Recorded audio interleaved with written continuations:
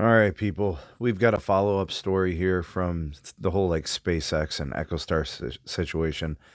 SpaceX apparently believes that Echostar is lying about their 5G network. You know, the network that they're building as Dish Wireless, Project Genesis, Boost Infinite, Boost Mobile, all that, all those different monikers. But anyway, SpaceX is putting the pressure on. All right. They're saying that Echostar, aka Dish, Boost Mobile, is currently utilizing somewhere between 1 to 5% of their capacity on their network.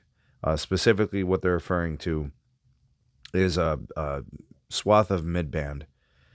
Maybe some of you guys may know what it is, AWS-4. So this is a frequency that's like around 2 gigahertz or something like that. Maybe it goes up to like 2.1 gigahertz. I'm trying to remember, but anyways, that spectrum is something that SpaceX wants.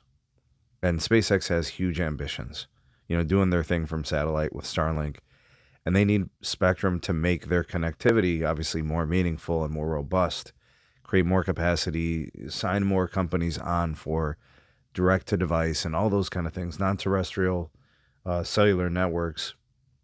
So all this is going on, and this has gotten very political. Right, the SpaceX is urging the FCC to run investigations, to question, to query, to investigate, what's happening with the Dish network, with the Boost 5G network, and then with the goal or the ambition to be able to get in on that spectrum because Dish isn't using it. Right, they don't have customers and all those kind of things.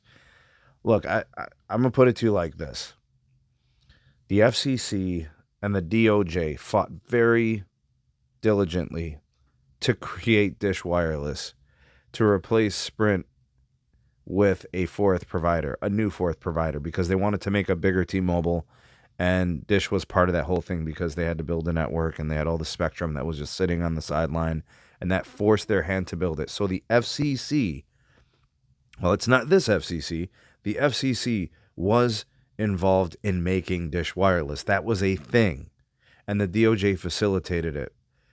Putting together the partnership deals with T-Mobile and those kind of things. I don't really know how much of that is going to come into play at this point, because it does look like the current commissioner, Brendan Carr, is entertaining the SpaceX and Starlink claims. So it is true. There's not a lot of usage on the Dish network, on the Dish 5G network. That is factually correct. They only have 7 point some odd million customers. And they have quite a bit of spectrum on air. So this is something worth watching. This is something we're going to have to continue to monitor, because something could come of this. But I just want to give you guys this follow-up and let you know what was going on. And we'll see if anything, develops in the near-term future. But stick around for more videos. Watch some other content.